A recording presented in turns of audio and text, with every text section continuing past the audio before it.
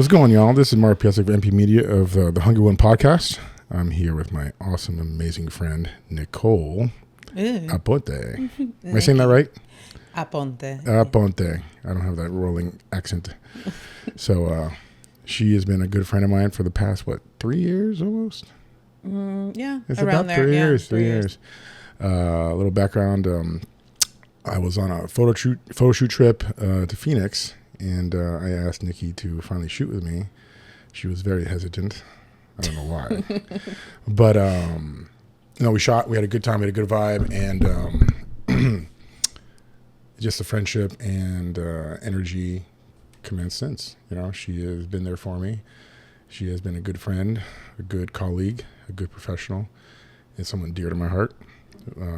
She has no problem of telling how it is and keeping it real. And here we are today. So welcome. To keep it real on the podcast. And thank you. Thank you for having me here. So let's just dive into it, guys. Nikki, you just did your first fitness competition. I sure did 2 days ago. Why did you do it first off? Why? Mm-hmm. So I actually had no desire in competing. It kind of came up to me. I met my coach and I was like, thought about it. I was in a very interesting place in 2024, which I needed a goal. I think I just needed a goal. I needed a distraction. Mm-hmm. And it gave me that. And also I wanted to see what I could do because the sky's the limit. So I gave it a shot and I did it. Started bulk back in May. We did that for, 6 months and then started my prep and then here we are. Mm-hmm.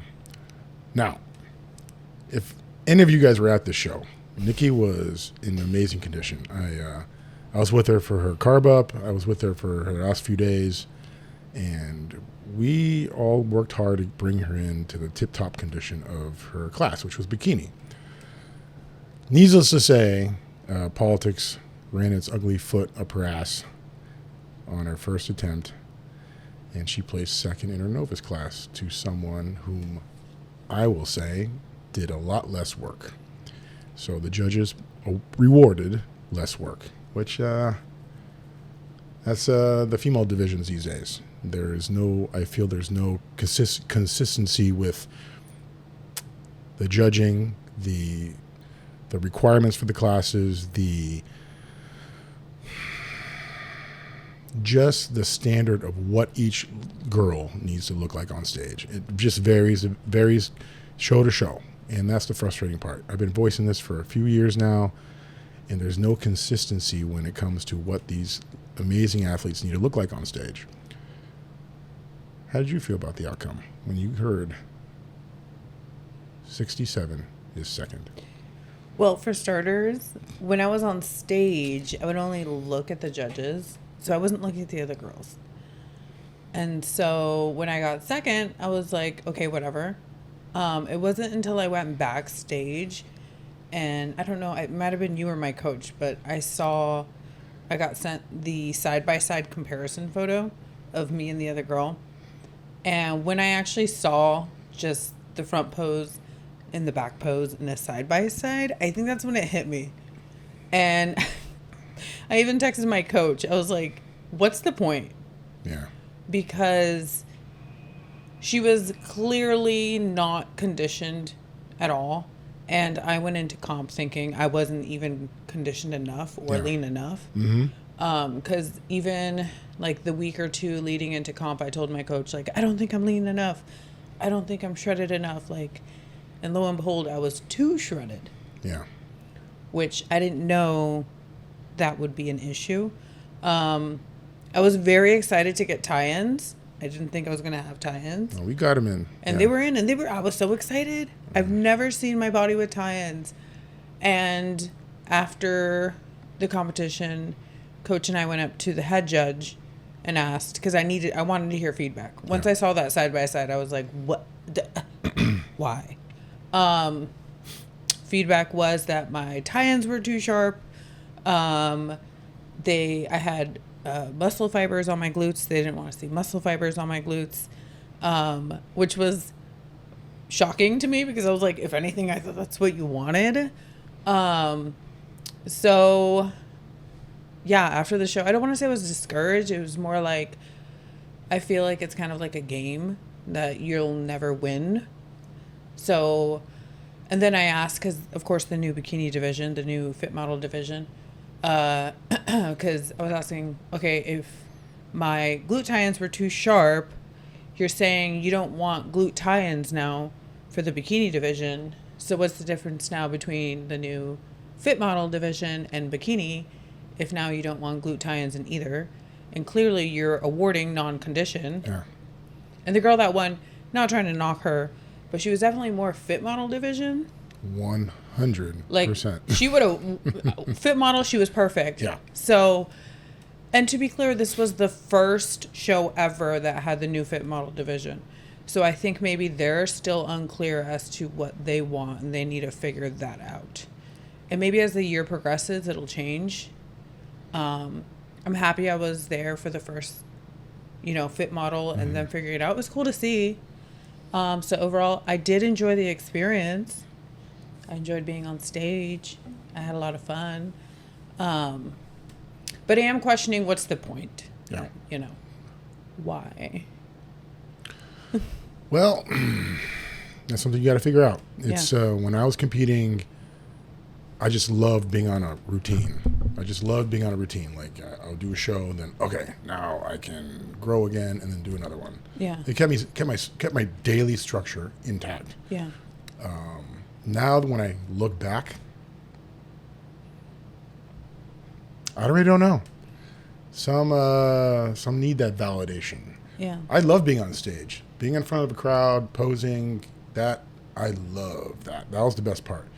Getting there was a pain in the ass, as you know. But being on stage was a very enjoyable thing. It was very enjoyable. It was very rewarding, personally. Loved playing to the crowd. Loved all that stuff. But in hindsight, it's for what? $5 trophy? Yeah. All that, exactly. Sacrifice, dedication. If you're a parent, you got to put your kids a little bit to the side, unfortunately. Your career, for sure. Yeah. Just to focus on this one goal. Mind you, you learn a lot. I learned a lot from bodybuilding and competing. I apply a lot of those things in my daily life. And that's something now you get to reflect on. When you go back home, what did I get out of this that I can apply to real life? What did I get out of this that will make all these other entities in my life evolve in the same direction? Mm-hmm. You took your physique from point A to point B, and you accomplished this amazing goal. Now, what did you learn from that you can apply to your life? Yeah. And you can apply it to relationships, kids, business, everything. But with all that, what sacrifices are you willing to make to achieve all those new goals you'll be doing? Yeah. Just like bodybuilding took some, sacrifice, like I said. Yeah. So you'll figure it out. Yeah. What was a big takeaway, though? What was a big takeaway? I enjoyed the process. I really enjoyed the building phase a lot. Mm-hmm. Just because I actually struggle a lot with building. I think that's probably the one point that has been the most difficult for me, is learning to eat to grow. And just having a coach that, just knowing there's somebody I have to kind of is looking after me, making sure that I'm eating enough, making sure I'm growing. That was a big one for me. And being seeing what I was capable of if I actually eat more. Wow, you've seen me eat in the past. I eat like a little birdie. Bird ate more. Yeah. So I think the growing, that growth phase, because I grew a lot, pretty quickly, I would say, considering I've been training for 5 years. Mm-hmm. I grew a lot in a short amount of time just because I changed my eating habits. And your training habits. And my training habits. Isn't that amazing? How you just switch things up a little bit. And you can see a huge difference. Yeah. Your body composition completely just turned the corner. Yeah. So that, to me, the building phase, I think, was definitely the most exciting, best takeaway to all of it. Now I wonder, do I have to compete again in order to go through that? Because I can build without having to get on a stage and show what I built. Yeah. So that's kind of the point where I'm I don't know. So, and what I told the head judge my exact words, when he was giving me the feedback of me being too conditioned and all that, my exact words were, at the end of the day, it's just me and the weights at the gym. Like, that's it. Like, me placing second doesn't take away from my confidence. It doesn't take away from my hard work. Mm-hmm. Their perception, their thoughts, whatever they want to deem as what is top is their opinion. At the end of the day, they're not coming home to me. They're not like when I die, they're not dying with me. Yeah. Like, it's just me. Yeah. So they can't take away my hard work. I love how you're putting that in perspective like that. Because a lot of competitors, they work out now for the judges. Yeah. I can't work out my shoulders because the judges said my shoulders are too big. What if shoulders was your favorite muscle group to train? Yeah. Now it's gone. Yeah. That's a sad thing. When I was coming up, my trainer, Tom Tognetti, God rest his soul, his thing was, we train the whole body. I don't care what class you are. I don't care what division you are in, what state of athlete you are. You are going to train every aspect, every body part correctly and efficiently throughout. And it's unfortunate that sometimes competitors now, they're not allowed to do that because they got to satisfy what the judges' needs are. Right. And the criteria. Yeah. Sad. It's sad. And that's why, like, my glutes, like, seeing, because they were pointing out the tie-ins, like, they were getting hands-on, like, showing what I needed to change. And the points that they were saying, like, these tie-ins are too sharp, and then the side, the glute, I don't know what you call it, the lines on the glute on the side. Yep. I was excited about that line, too. And they were like, no, she can't have this line on the side. And I'm like, first of all, I've never seen my body ever with those lines. So for me, it was exciting because I got to see something new. And it's like, now you're telling me, like, I'm not supposed to have that? I remember that same day, I told the judges, look, I shoot IFBB pro bikini competitors that are twice as conditioned as you are. Mm-hmm. Not taking away from you, because you have a physique, in my opinion, that is pro capable. Right. Does that make sense? And I'm just a newbie. Yeah, you're just a newbie. I'm a baby. And you slayed it on the first try. Not many people can achieve that. And I felt your physique was like, oh God, Nikki can go. She can go this route if she wants to with this body. This physique is amazing. Yeah. So when I told him, like, look, this is crap, because I shoot athletes that are twice as conditioned, and they're not getting penalized for it. Yeah. They're winning shows. So you're telling me this is nonsense? They didn't have anything to say. Yeah. And then I brought up, like, look, the competitor that beat Nikki didn't compete in open, but Nikki placed third in open and second in her class in novice. So you're telling me that same athlete would place second or first in open? No. Not even close. No. Not even close. So that's where I feel the disconnect is with this judging and the criteria of these classes. Yeah. It's inconsistent. And it's sad to see that athletes like yourself and many others fall to this horse shit outline or criteria they're looking for. Yeah. This standard is nonsense. It's not a standard. It is wishy, up and down, peaks and valleys. Is not consistent enough. Right. But to your credit, you kicked ass, and you guys, you should go follow her and take a look at some of her awesome photos from the stage. She nailed her conditioning. It was a little iffy at first, but it was a team effort with everyone to bring her in, and she was definitely the most conditioned bikini athlete on stage. So I commend you for your work, your sacrifice, and everything you did to get here. So Thank you. Congratulations. And I actually had fun. It was I did it. I can say I did it. I did the damn thing. Is there any food you wouldn't eat after all this ever again? I wouldn't eat? No, I am sick and tired of egg whites and spinach, though. It's too mushy. I hated breakfast. Really? That's the best meal of the day. Yeah, not when it's egg whites and spinach. I was that was like, I would say, like, every morning I would wake up depressed, having to go to egg whites and spinach. I'm like, ugh. I would have gave you a whole egg in there. But everything else I'm fine with, like the tilapia and whatnot. So. Fuck tilapia. Fuck Fuck sweet potato and tilapia. I Hey, won't but touch your that tilapia is good though. because I learned how to make that shit taste You good make finally. really good tilapia. It took a lot of trial and error, okay? Yeah. You got the secret sauce. Yeah, it's called sweet and spicy mustard. If you haven't tried it, you can go find it. It'll change your life. But I didn't learn until the last week. I was like, damn, I wish I would have learned this week's ago. Some people don't ever learn. Yeah, Swear. it was really good though. Because I was just doing air fry with seasoning, but you blew me away. So,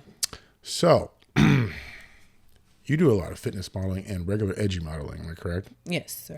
I have to ask that question that way, guys. Yes, I do shoot her and all that, so I'm just making it clear of what she shoots to everyone. But Nikki's an amazing model as well.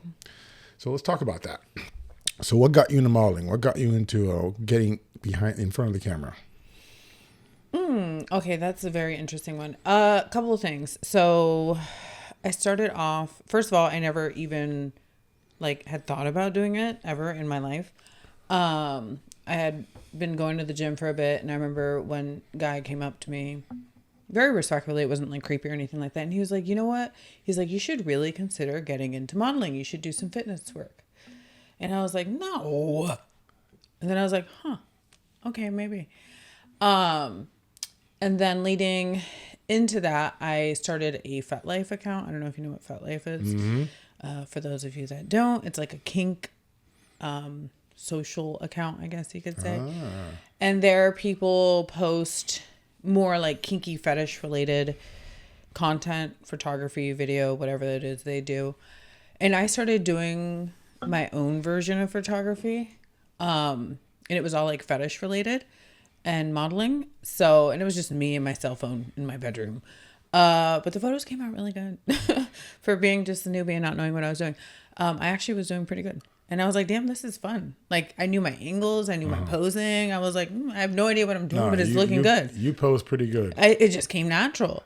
And I actually had a lot of fun doing that. And then I did the fitness expo, the culture expo out in Arizona. I auditioned for that. I got it. That was my first time doing any kind of modeling work. I did the fitness fashion show. And I guess I just kind of got a bug from there. And then I had a social media account. My account had always been private. I've always had a private account. I think I had 150 followers. That's it. Very private. It was just family. I had a very small circle. I wasn't social. I decided to open an Instagram account, a public one. And it was just going to be fitness. I had no desire of modeling. It was just me with my little baby muscles, showing my little baby muscles. And then I started getting hit up by photographers that wanted to shoot me doing fitness. I did that. And then from there, it blew up pretty quickly. So. And how many years have you been modeling? Since 2019. Okay. All right. So 6 years-ish. Yeah, okay. Yeah, time flies. God, yeah. Tell me. Yeah. But it was a lot of fun because it started off with just fitness. And then I would study the other girls, their work and other photography and what was going, the posing. And that's when I started venturing into different aspects of modeling. So it wasn't just fitness. Then I would get into fine art, the glamour work, all of it. I did all of it. What's your favorite? It's a toss up between fine art and fetish, I would say. I see that. Both. I see that. I think both. The fitness stuff is cool and the freaking sexy stuff is cool, but I feel like that's easy work. You know what I mean? Yeah. Fine art, I would say, is definitely the most difficult. I would say most girls can't pull that one off. No. So I like doing that one because it's so uncommon that someone can do it correctly. Oh, I get it. So it's ballet. I call it ballet. Yeah. It's very much ballet. It's an art, obviously. It's fine art. Learning how to make shapes with your body, how to put your body in uncomfortable positions and make it look good. I enjoy that. I would say I got really good at it mostly because when photographers would send photos, I would study my work and be like, damn it, I should have put my hand over there. Or, man, I had a claw hand. I shouldn't have done that. So I would critique. That's always what I tell girls, by the way, that are getting into it, is when you get your work to study what you did and don't just be like, oh, I look stupid. No, study what you did wrong. Yeah. And correct yourself. And that's how you get better. is just study your work. I was just going to ask you. I was just going to ask you that question. What would you tell people to get better at? You know, study. Study other girls. Look at everything. Focus on shape. Don't be bland. Triangles. Triangles and S curve is everything. Those are the two main. And don't be comfortable. Be uncomfortable. So that being said, what is some advice you can give to other models coming up in the industry or just wanting to model in general? What to watch out for when it comes to picking photographers to work with? I know you've worked with a whole bunch, myself and a 1,000 ever. I've worked with a million. Yeah.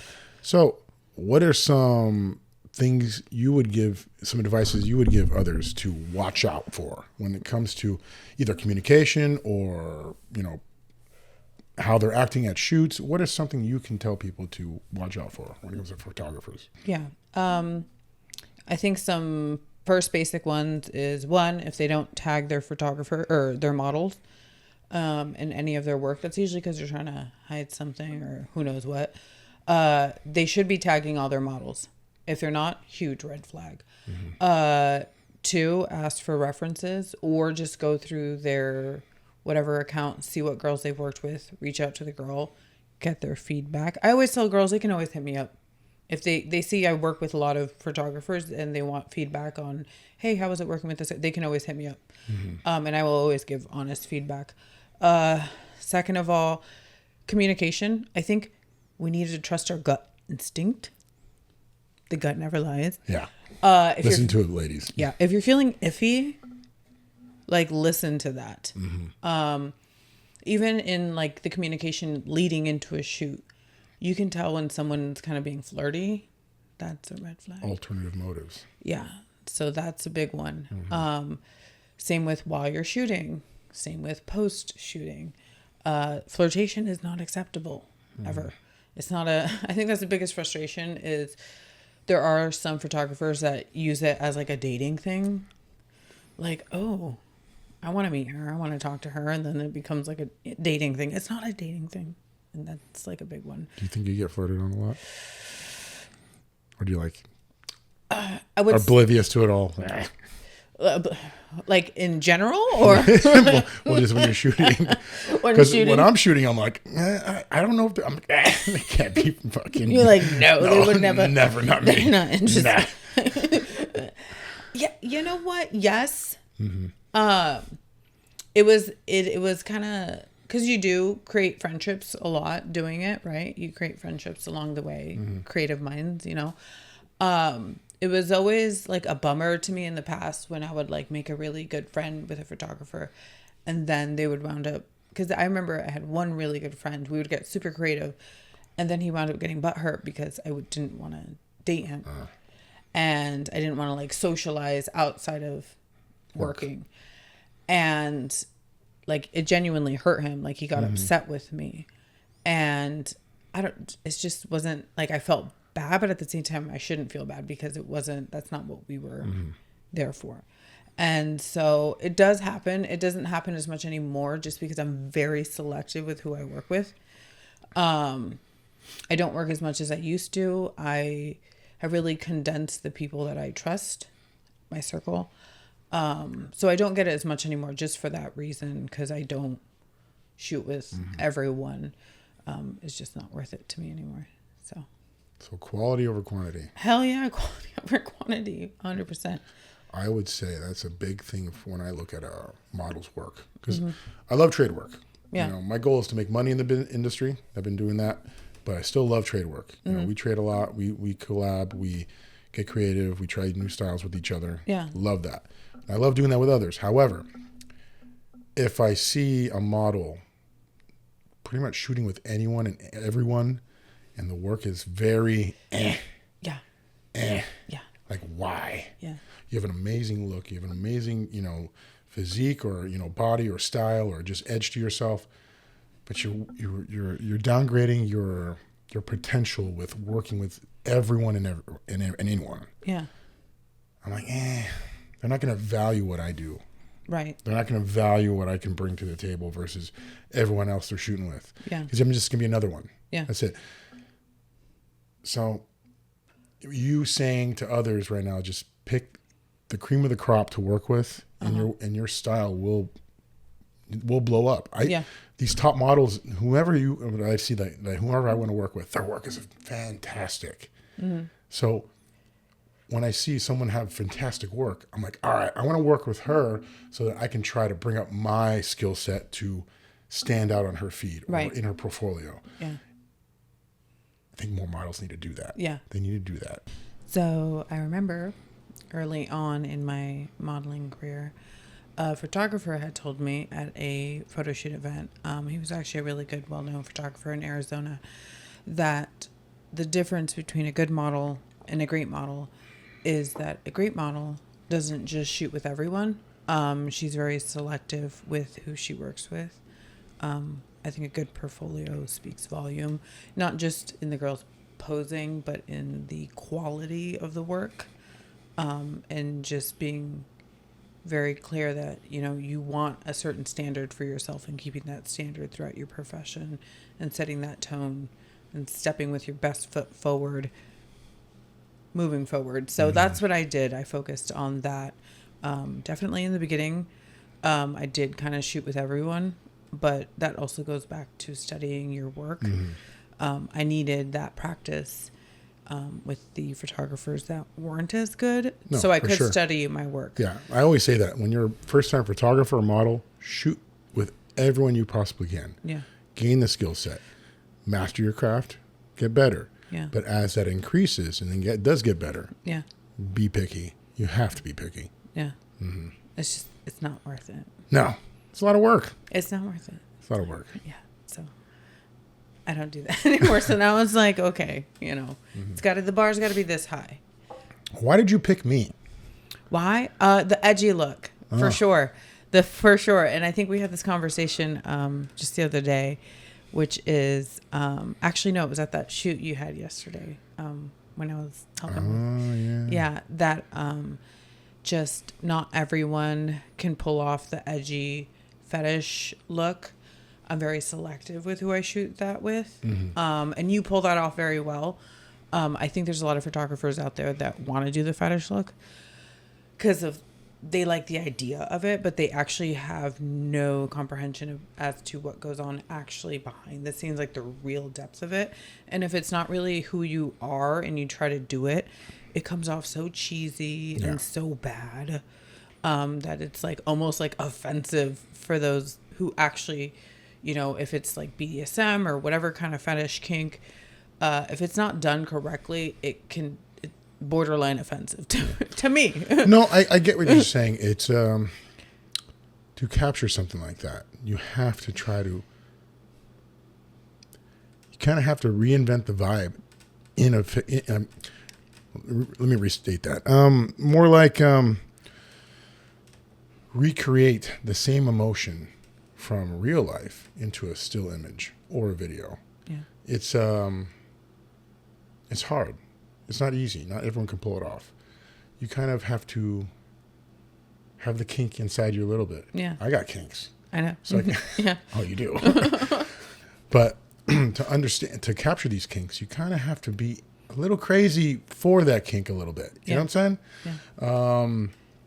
Because you're trying to capture emotion. You're trying to tell a story. You're trying to just express what it feels like in a still image.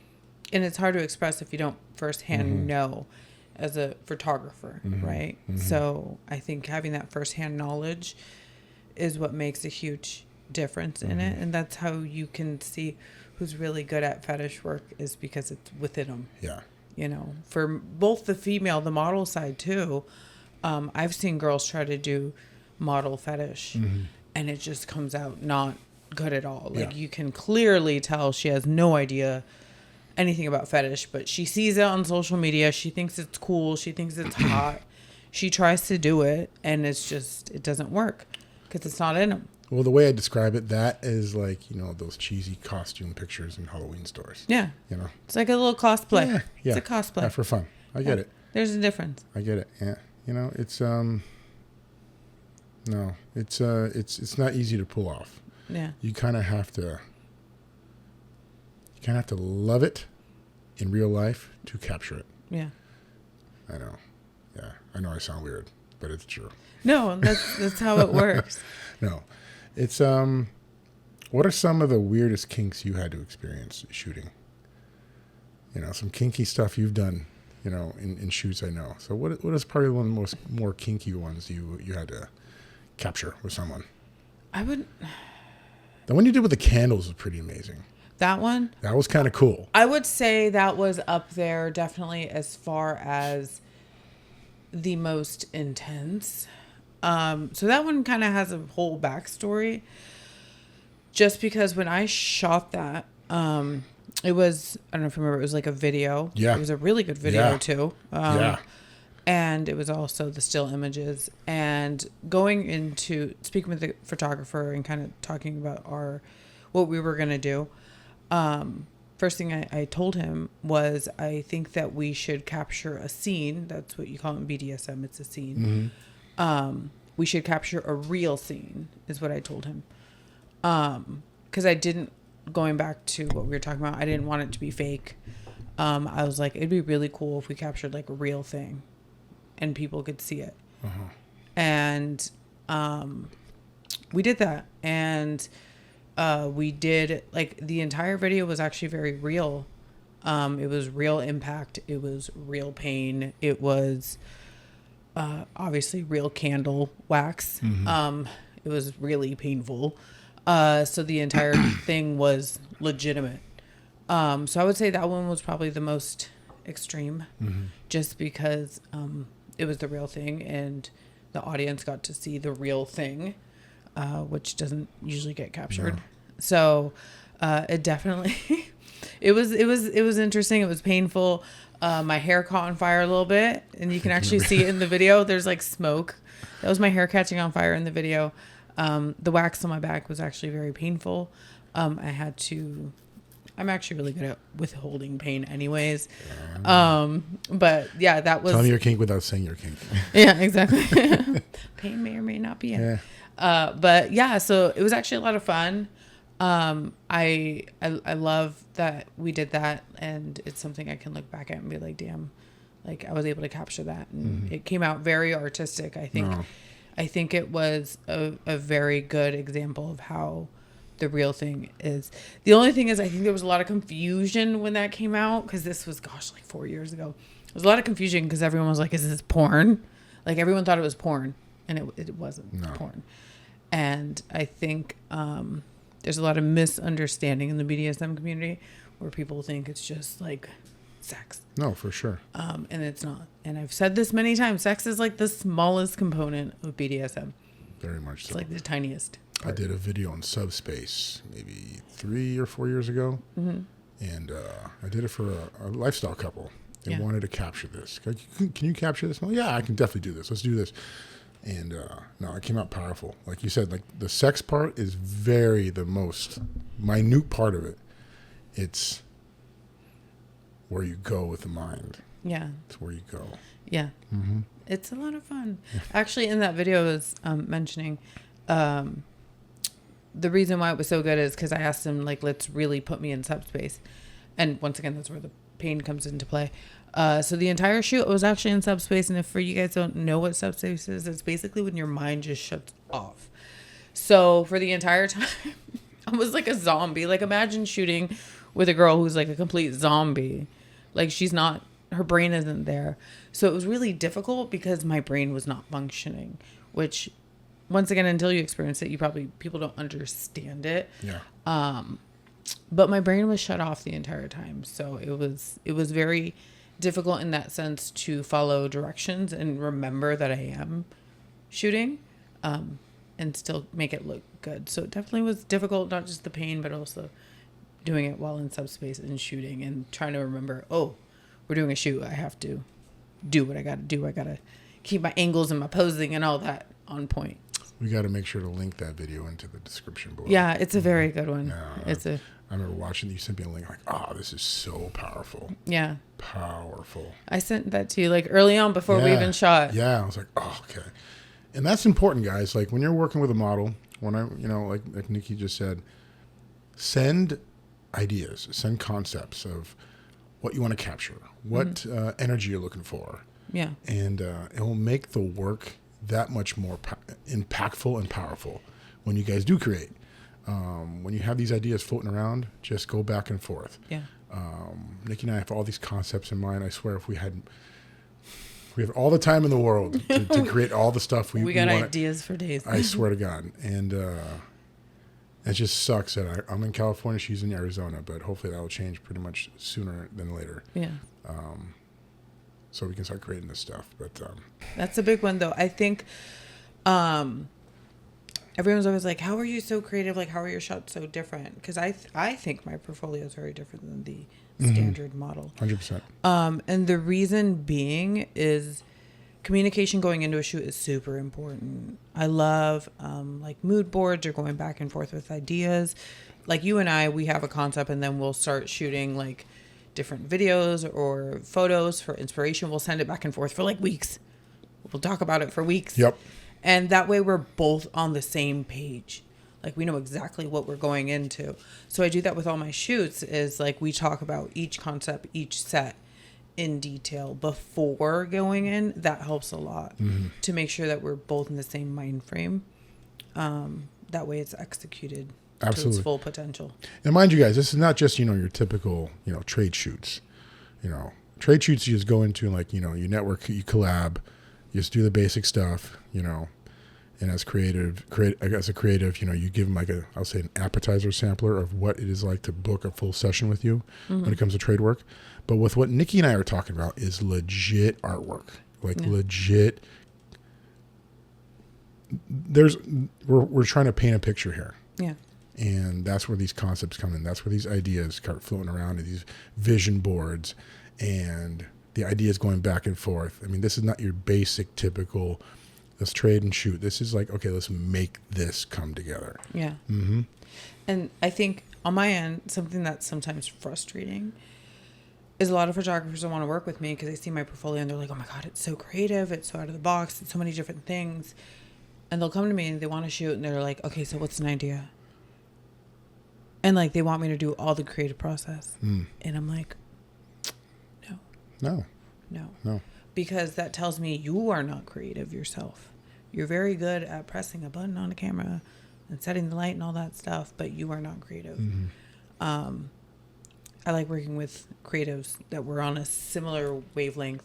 It's an energy transfer. Yeah, it really is. It really is. People don't understand that like the best photos are because the energy is spot on between photographer and model. I always say if the vibe is off with the photographer, it shows in the photos in a heartbeat. It'll show. My face gets awkward. Like the entire thing is just awkward because it's not real. Like I'm just like, okay, this is weird. Like if a photographer is dead silent the entire shoot, that's the most awkward thing ever. You hear that, guys? Direct your models. I don't care how experienced or seasoned they are. Direct your model. Direct them. They like to hear feedback immediately. Yeah. No, we need that. We need, like, if it's good, if it's bad, whatever it is, just you have to communicate. Otherwise, it's like I'm shooting with a wall. Then it's just, it doesn't work. It doesn't work. There are sometimes when Nikki and I shoot, it's pretty much like, good, go, yeah. Because we have so many rounds with each other. Like we have clicks for days over the last few years that we know. Like, okay. Like she trusts me, I trust her. Like she knows exactly what poses to get into right away. I'll just move her like face just a tad, but she moves her body just perfectly. Subtle movements, get in the position, flexes her core, moves her delts in a specific way. She knows what she's doing. So our work goes by quick. We can get out 3 or 4 styles within 45 minutes. Easy. Yeah. That's fun too. Yeah. It's fun. Yeah. So, and it just it's flowing. It's just going and it's not like it stops. You were freezing yesterday though. Oh my gosh. I don't know what it is with us and freezing shoots. Yesterday was drama. It was actually, and it was actually really cold. No, because you had like 10% body fat. Yeah. No wonder that didn't help. That too. And you didn't eat. To be fair, okay, I didn't eat breakfast and it was raining outside. That sucked. And it wasn't like, it was a studio, but there was like, it was open. It was a garage. It was a garage. I guess it was a garage. So it's, it was cold in there. And it wasn't until the very end that I noticed there was a heater in the changing room. I was like, damn it, there was a heater this whole time. While you were packing up, I was just sitting next to the heater. You didn't see me. I was just like this next to the heater. I'm not going to lie. Like when I was packing up all the gear, I'm all, maybe she died. I almost did. Oh, maybe she died. I haven't seen her like in 20 minutes. She hasn't, like, nothing coming out of that room. That poor other model, when she was there, I even told her, I was like, look, I'm really sorry. My brain isn't functioning right now because I'm really cold. I could barely remember the first girl, like her and I were talking up a storm. With that second girl, I was like, girl, my brain is shut off. I'm too cold. I'm so sorry. This is not how I usually am. It's not functioning at the moment. So a first time thing happened yesterday, guys, was Nikki actually watched me work and assist in a shoot. How was that for you? It was so much fun. So yeah, we had talked previously over the last couple weeks that I kind of want to better my lighting and my perspective of photography so I can have a better understanding on the back end of it. So I was lucky enough to be able to assist and watch, and you gave me the basics on lighting. I actually had so much fun. The model was super nice too. Shout out to her. She was awesome. She totally slayed. But I feel like I enjoyed, as much as I love being in front of the camera, I actually really enjoyed being behind the camera. I would say maybe even a little more. I had a lot of fun. And you're my friend, so it was cool to like work with you together. That was a cool bonding experience. So overall, like, I just loved it. I loved all of it. I loved the whole concept of it. I loved being behind the creativity instead of just being in front of the creativity, but being behind the creativity. I loved watching her slay. I love watching her confidence. I love watching her face when she would see the photos. She was so happy. Yeah, I was stoked too, man. That's one of the biggest things, getting stoked for them, you know? Yeah. And I think just seeing her smile on her face, she was like, damn, that's me. Like, this looks really good. Like, seeing that, I was like, damn, okay, now I get why photographers do this, is that reaction, like making someone feel beautiful, hot, sexy, like all those emotions, like you can bring that out in someone. And that's really cool that photography, you're able to experience that and give that to others, which is why I keep saying, yo, if we want to like tour and do shoots. Oh, we will. Don't worry. Like, that business plan's on the table. Yeah, we're doing that. No, for sure. Because I definitely want to do that more. Like, I will be more than happy to hold whatever, move stuff around. Like, I'm all for it. Like, I would love that, Nikki. I would say that's the biggest reward I get is, I get to, meet people and travel and all that frosting on the cake stuff. But I say that the deep down beauty of what I do is I get to see people's reaction when they see a photo I take of the way I've seen them this whole, like, 30 to 40 minutes into the shoot. I'm all, God, this is so amazing how I'm making this person look. And they get to see that for the first time the way I see it. Yeah. And they're blown away. These are moments in time that will just never be erased. Yeah. Anyone can take a picture. Anyone can take a camera, snap, put a couple lights up. Oh, cool. But the experience that some of these people get when you just amplify their confidence, their self-esteem, their overall inner visual presence of themselves, when you see it all go up from just this simple little experience of clicking a button and setting up a few lights, capturing an amazing picture. Yeah. I have no price tag on that. Yeah. You kind of feel like you changed this person's life. Yeah. In a way. Yeah. Like, they're never going to forget this. This experience will stay with them forever. And that is the biggest gift I give myself. Yeah. And it just sucks no one else can experience it other than me, at that point. Yeah. But, some of us creatives are misunderstood. Some of us are told this is a fucking hobby. And it's not a real career. And I tell those people to kiss my ass. Exactly. I change lives the best way I can. And this is one way I do it, Yeah. I used to do it with coaching athletes, changing their physique, making them look amazing. I have now evolved into this aspect of it. Yeah. Making them capture a moment in time that they will never forget. And I'm sure many appreciate it. I'm sure. Some should appreciate it more. How's that? Yeah. But at least I can definitely see from what happened yesterday, models are definitely happy with your work you do and how you're able to bring out the best in them, you know, and highlight like different looks, different styles. I just love the positive energy and vibe for everyone, you know? Yeah. That's fun. And then when you get to come with me, that's even better because we share the same energy and the same vibe. Oh, yeah. So it's twice as good for them. Oh, yeah. There's like 2 of them. What the heck? It was so much fun. I genuinely enjoyed it. And mind you, we bicker like brother and sister. We sure do. Well, I'm always calling you like, this is my brother, whatever. And then when was it? Yesterday at the restaurant? The guy was like, okay, I can you definitely guys see. definitely are brother and sister. Yeah, I can see it now. Anyway, Gemini love for sure. Yeah, we're both Geminis, by the way. So that's. I'm the older one. Yeah. You're also a May Gemini. I'm a June Gemini. So I'm first, not the second. That is true. Uh-huh, That is true. That is true. That goes into another topic I want to hit you up with how hard it is to get in a relationship with what we do. Yeah.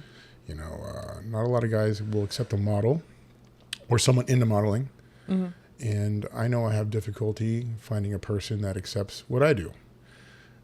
Edgy photography, fitness photography, boudoir. I work with a lot of gorgeous women. A lot. Yeah. And it's not easy for a woman to accept me being around these kind of individuals all the time. Even though it's always business, and no, I do not get aroused. I'm too focused on the craft, even though many of you don't want to believe me. But that's the truth. That is the truth. It's business. It's not pleasure.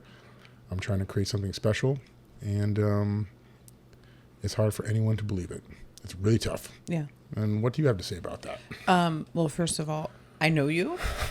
So in regards to you, that's the crazy thing is you, I fully would know you can see a naked girl and be like, it's whatever. It's a body. It's the same as that refrigerator or whatever. Like it's just a thing that's there. And I think it's because others aren't able to separate their sexual desire. They assume everyone else is the same, and that's on them. You know, that has nothing to do with us. Like for me, it's, you know, you're naked out there and images are out there. Mm-hmm. And it's like, for example, my fine art, a lot of it is nude, and it's like, but you're naked. And it's like, who said it's sexual? Yeah. Just because I'm naked. Is my posing in fine art sexual? No, you're sexualizing me. I didn't sexualize. I came into this world naked. I'm sorry. I will always say I came into this world naked. Y'all can bury me naked. Okay. Everyone keeps forgetting about the Roman statues. Yes. They're all naked. They're all naked. All naked. Like we were born naked. Who says we even have to wear clothes? Yeah. Honestly, if I wasn't forced and I wouldn't get arrested, I would probably walk around naked all the time anyways. I walk around naked in my house all the time. Suck. It is. It's uncomfortable and people don't understand that. But you look fantastic. Thank you. That's a lot of work. But being naked is like the best thing ever. Also advice to mostly women, men as well, but women. Sleeping naked is like one of the best ways to boost your confidence. I sleep naked all the time. So you sleep naked, you get comfortable within your body. So if you sleep naked, it really boosts your confidence. Like that's like a huge secret. Ladies, sleep naked. She also puts the heater up to 110 degrees. I sure do. Death. I get cold easily, but it's probably because I always sleep naked. So it's my thing. But yeah, so I think definitely finding somebody that understands that. The way I view it is if somebody doesn't understand that, that's completely fine as far as dating goes, because at the end of the day, that person isn't for me. You know, I've been asked before in previous relationships, like, how do you think you're ever going to find someone if you do those things?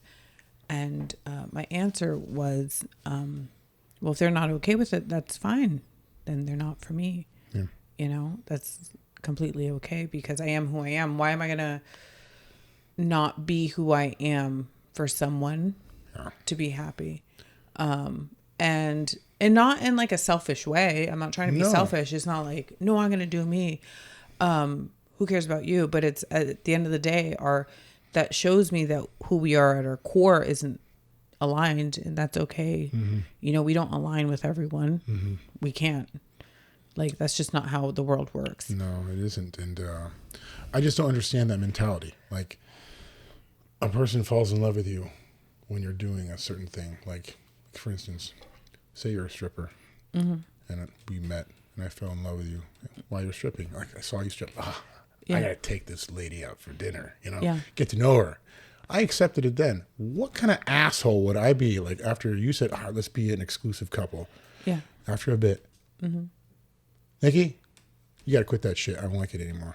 I don't like it. Yeah. You got to quit that. Yeah. Asshole move.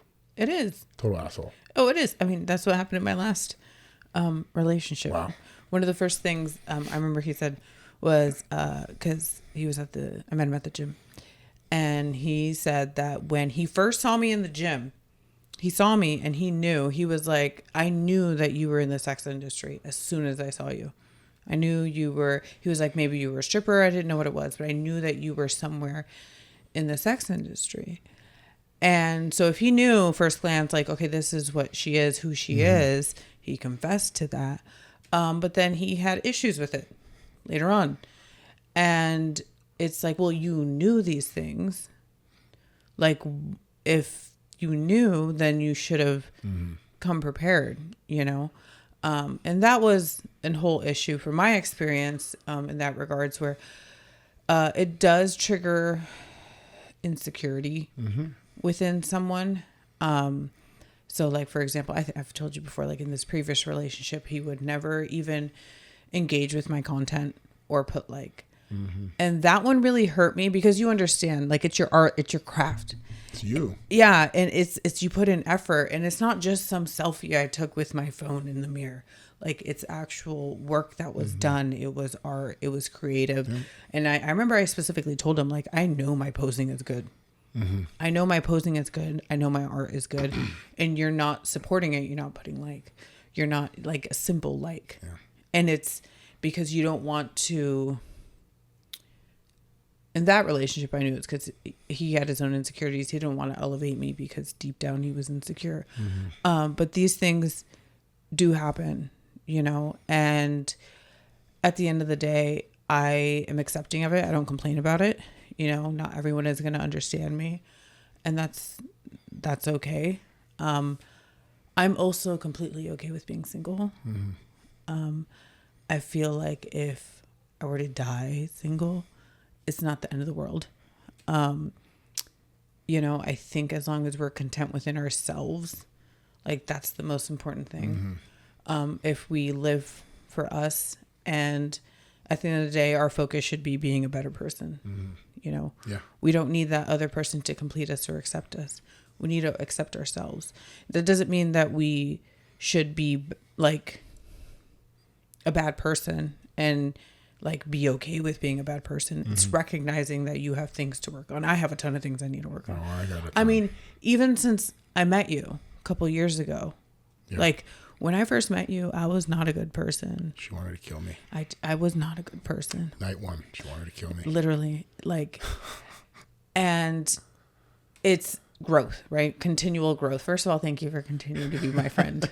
I appreciate you. I told you I have a kink. Yeah, but that's how I know you're a true friend. And I think I've apologized for, being a shitty person in the past. It wasn't a shitty person. You weren't a shitty person. It was, how do I say it? You were rough, but the message that was coming through the rough, I understood it. Yeah. And it takes a certain individual to find gold where there's just pure sand for miles. Yeah. Nothing. So yes, there was rough sand where the gold was being given to me. And that's why I valued it completely. It's coming from a good place. Even though it was a sandy, shitty fucking it's like, this mess. is just crazy. But I don't know, I valued every minute of it. So, well, I think that's what makes our friendship so good and so deep, is that, and not everyone has this level of friendship. I think, we had this conversation the other day, is knowing why someone does certain things and not getting mad because you understand them from the inside out. So you put yourself in that perspective, and once again, your experience in life is very different than my experience Yeah. in life, and our upbringings are very different. And like for me, I can be very rough around the edges, and I've actually gotten a lot better at that. I pride myself on that one, but there's a reason why.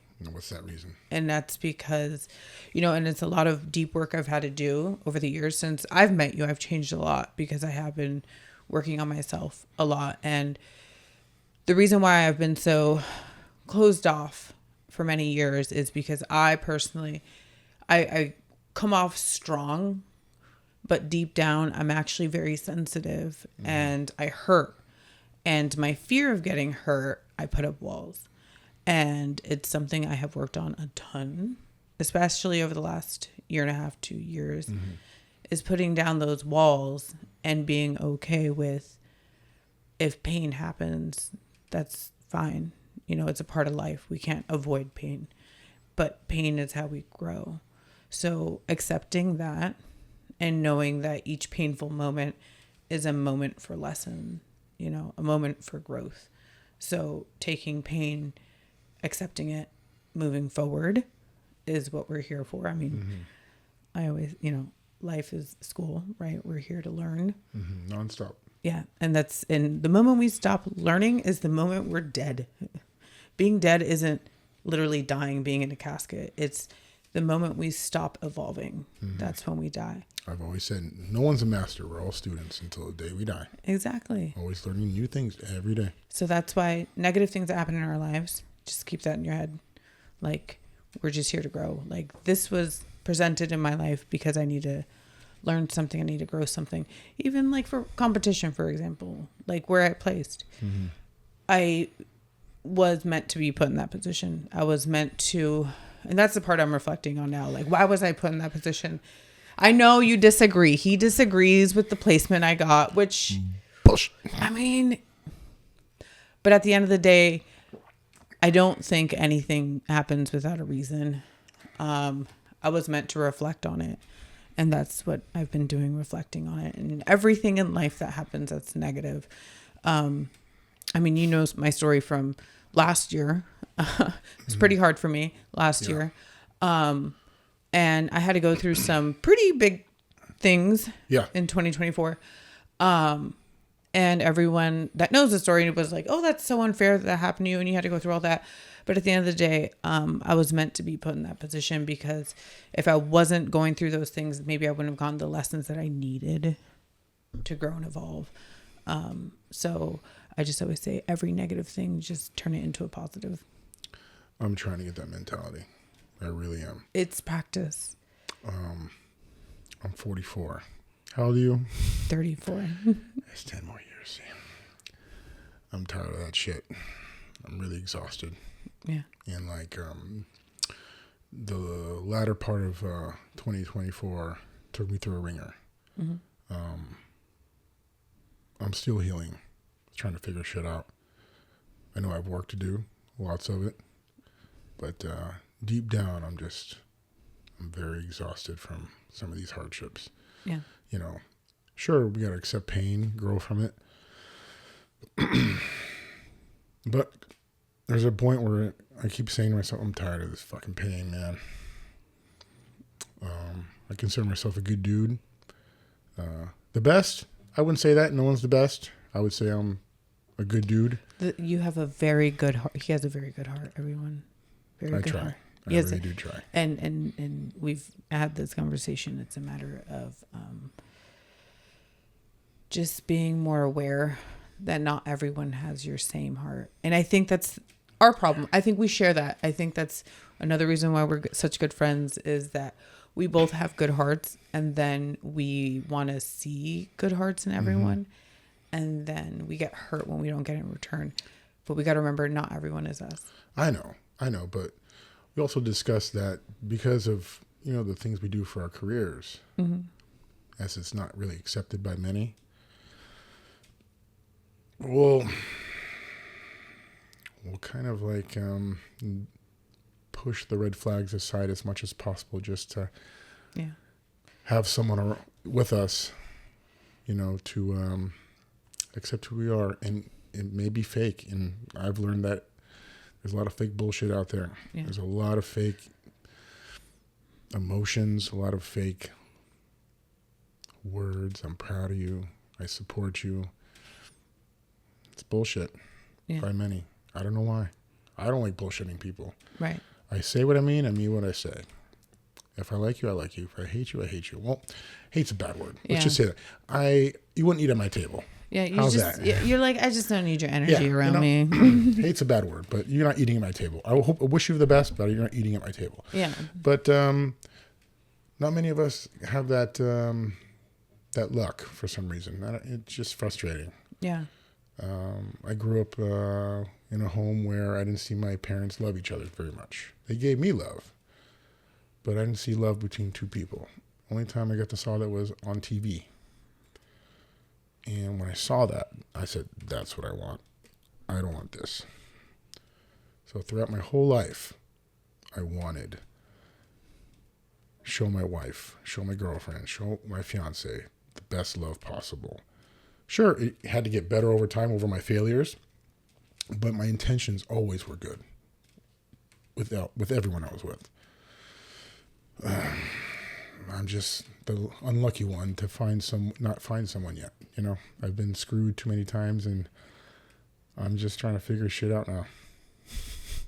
And that's when you start focusing on yourself. So thirst traps. That's what you're saying. You with your damn thirst person. Me? You're Miss Thirst Trap 2025, excuse me. Dude. Not even. That's just who I am. It just comes out naturally. I'm just a walking thirst trap. You are. Like, I literally can do anything. You're a fucking lake, dude. You're the mirage in the desert. But you know what? It's who I am, though. That's what people don't understand. Like, I'm just like a sensual being. I support a thirst traps. Trust me. You got to do this. Okay. No, literally, he's like, are you going to go to the bathroom and take a thirst trap photo? Why don't you go take a thirst trap photo? Like we're doing like a photo shoot like the other day. I'm all, she's all, I got to take a couple selfies. I was like, why don't you just take a thirst trap video of me like spraying the oil on you and then post that? Like, okay, let's do that. Let's do it. So I love you. Very supportive of our thirst trapping. But it's all in good fun. It's all in good fun because sadly, that's society now. That's social media. That's the stupidity, idiocracy of it all now. You have to show stupidity to impress everyone. Yeah. I find it as a downfall of society, unfortunately. Yes, we're doing all this for social media too right here, but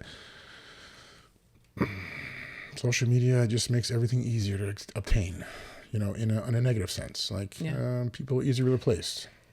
I find that shitty. Yeah. I find that shitty. And the irony of all that is individuals like yourself and me, we have so much access to replacing anyone in our lives when it comes to relationships. Oh, yeah. I mean. Oh, yeah. But we don't. Yeah. We value our person. Yeah. You're with me. I'm with you. I got you. Mm-hmm. No eyes on anyone else. I don't care. And that's the sad part. We're the ones that get replaced. Are very committed. Very committed. And it goes back to other people have insecurities within themselves.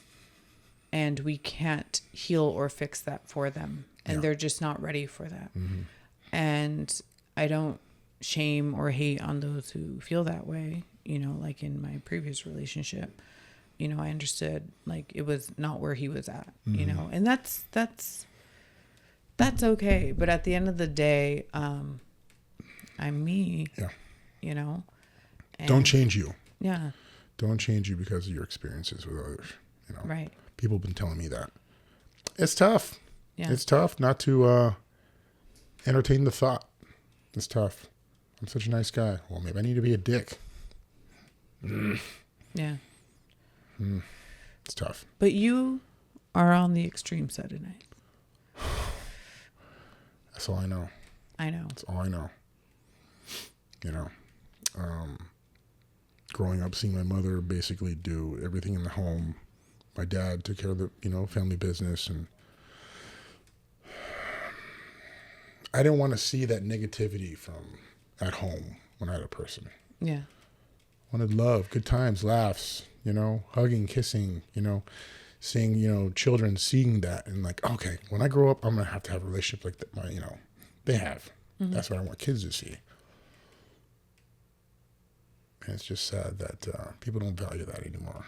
Well, they do. Well, many of them do. I'm not saying everyone, but my luck isn't that. My luck isn't that. I like to give 200% effort. Effort's everything. Showing up is everything.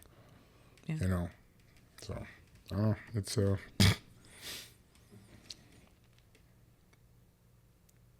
I just have work. I have a lot of work. Yeah. We all do.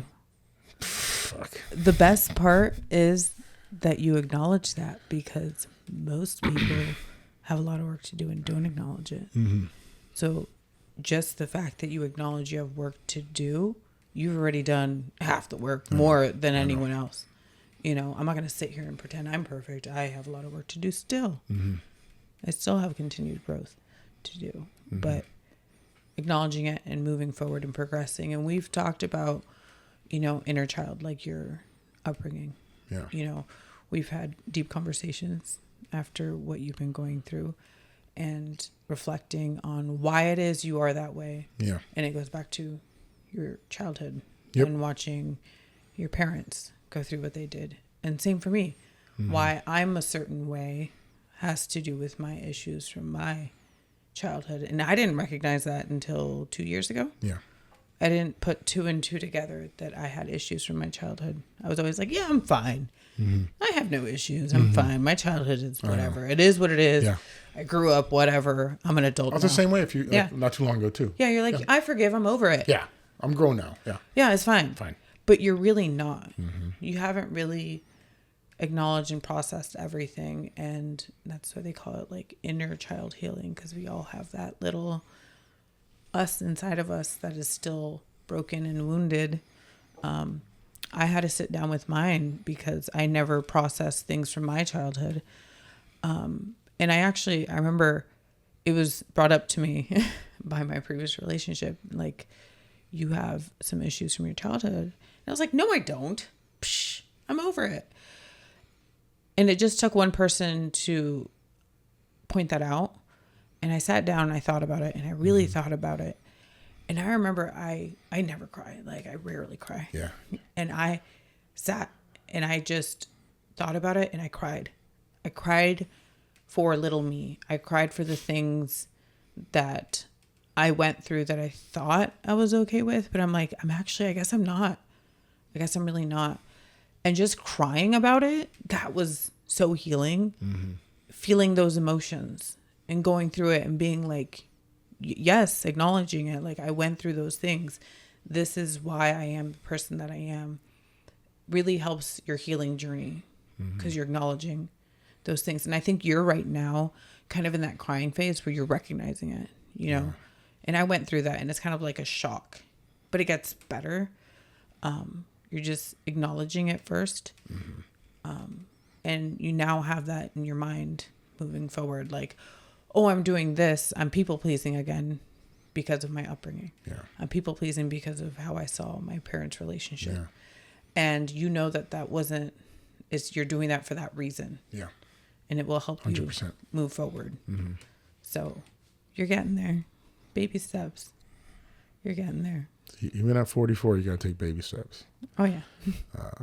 Age is but a number, y'all. So it's, don't be scared to acknowledge that you have issues and you are willing to work on those issues and better yourself being with working on those issues. You just have to reflect on everything. Don't stay quiet. Don't let it boil in. Just talk to people you can trust. Your small, safe circle. And they'll love you. They'll love you that you expressed yourself to them. Yeah. That's what I did this time. And it saved my life.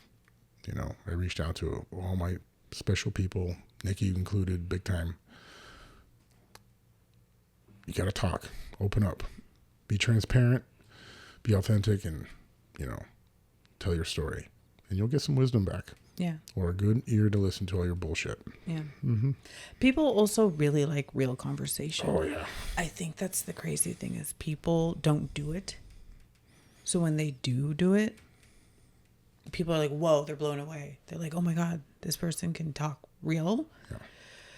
It does deter some people because they're not ready for it.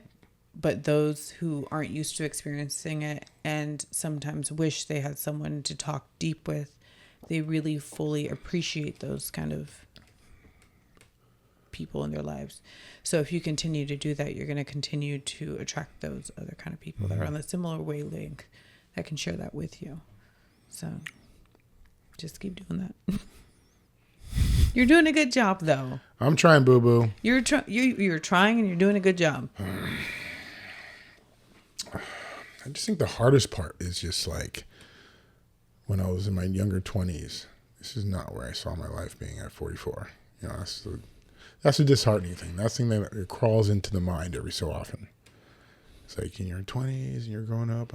My goal is to have, mid 40s, just have a house with, your kids growing up, or your wife, you're having a good life, boat, truck, whatever. Things are in place.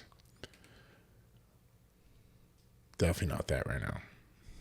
But that's okay. I know. That's where the work is. You got to be okay by that. But what the theme has always been with us, I think these last couple of weeks, is if you just focus on yourself, stop focusing on the external. It's not about, well, you're not a possessions person, but for some people it is. But, it's not about your possessions. It's not about your career. It's not about your finances. It's not about your relationships. Mm-hmm. It's not about that. It's about being happy within yourself. I think the most dangerous weapon anyone can have is being content and happy with themselves and working on themselves and being okay with being alone, being single. Yeah. I'm fully happy single. And that's how I know that if somebody comes into my life, they have to add value. Mm-hmm. Especially after my last relationship, I learned that if a person isn't adding to my life, I don't want anyone in my life because I'm happy by myself. I'm so happy by myself. I'm so peaceful. I love just being chill, So I'm not going to let anyone in my life that's going to take that away from me. Mm-hmm. So if they can't give that same in return, fine. I'll be single forever. That's cool with me. Like, I have no problem sleeping alone. I have no problem just doing day to day by myself. So as long as you're happy within yourself and focus on that, you'll find the right person and things will kind of align because you'll find someone that's on that equal wavelength. Because you don't want somebody that is in a need.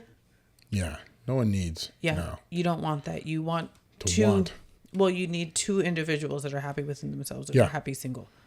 Agreed. I think that's like, that to me is like a powerful couple. No one needs anyone. Yeah. You don't need a man. I don't need a woman. We're perfectly fine taking care of ourselves. We want, and we want the other individual to want to be part of our lives. Mm-hmm. That's the ticket. The want, not the need. No one needs anyone. Yeah. Want to add to our lives. Evolve with us, not against us. Yeah. Mm-hmm. It's out there, I'm sure, somewhere. I thought I found it a few times, but I'm used to finding queens that are playing checkers, not chess. Yeah. I need chess players. Well, that's why it's time to focus on you. Working on it. I'm working on it. We're talking about, what the hell are we talking about? What did we say we were going to talk about? Wait a second. You said butt plugs. Butt plugs. So the topic of the conversation is butt plugs. What size? Well, you can go through a sizing thing. So you start off small and you work your way up. That's how you do it. Isn't there one that goes... There sure is. There is a butt plug that will freaking woo. That one's scary. I do not recommend. The flower? It's a flower.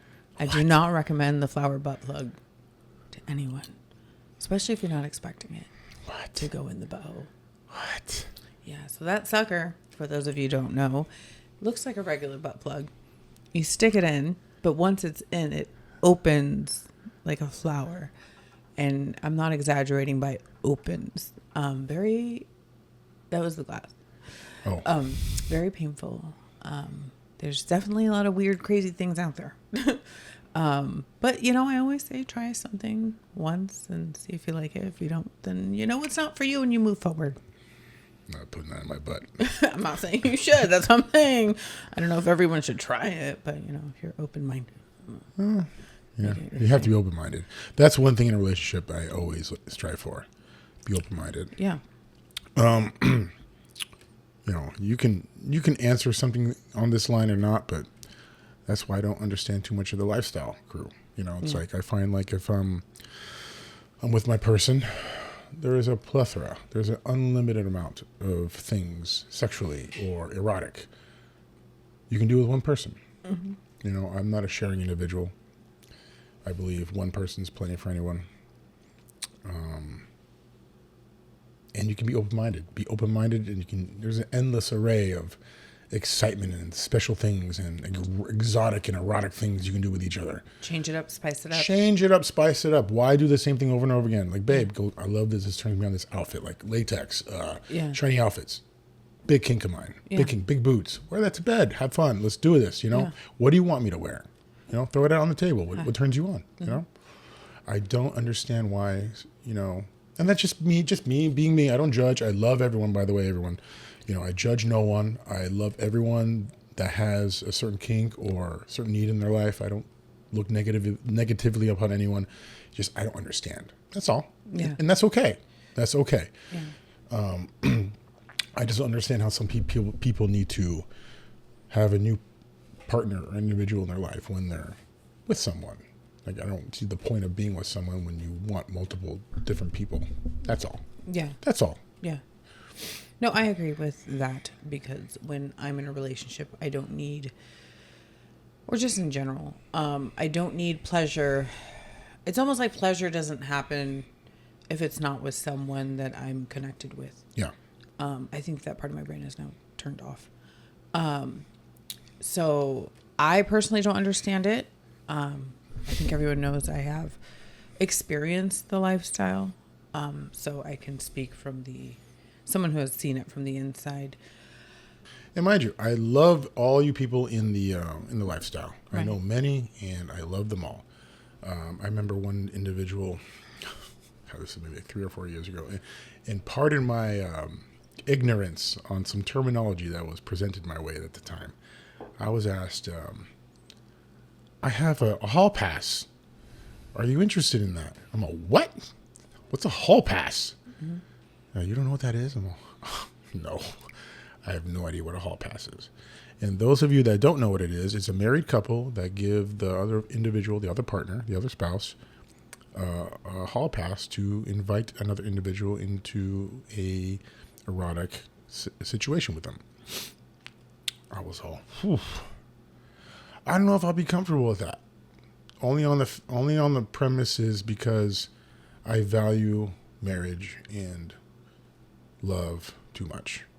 I don't want to be a possible reason that love breaks for two people, because you never know.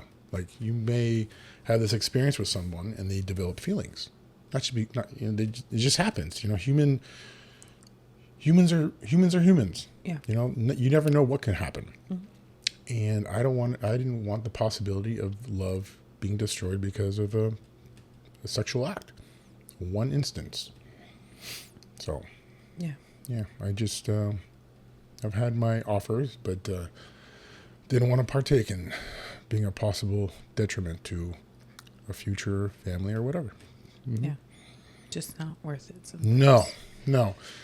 It's a touchy subject. I know, people, but it's something that I might people want to talk about. And, we're going to hit on it a little bit today. And, we won't go into too much of a depth, but love isn't valued as much as it used to be.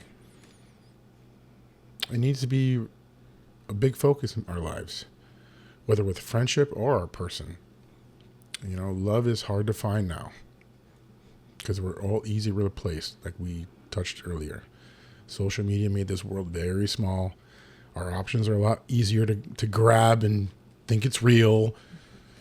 Social media is bullshit. It's not reality, but we all think we can find a greener pasture somewhere else. But grass is green when you water it. Yeah. Focus on watering what you got. Yeah. Yeah. So going back to what we were talking about, our childhood, and, I think that has a lot to do with people's different sexual fantasies, their kinks, whatever you want to call it. It's all related. Absolutely. There can be a huge connection between the two. Fetish, BDSM, all that stuff. It can be part of a healing process for some who need that in their lives. Is it the one all be all solution to it? No. But it can help. It can be therapeutic. From my personal experience, I used BDSM for healing. Do I need it now in my life? No, I don't need it because I already did it and I used it for healing. But I think looking into our different fetishes and kinks and kind of relating it to things that have happened to us in our past, it's very interesting to see how that shapes and molds us. Absolutely. Like, it's the fascinating thing about it, which is why I love BDSM, because I think a lot of it goes into psychology.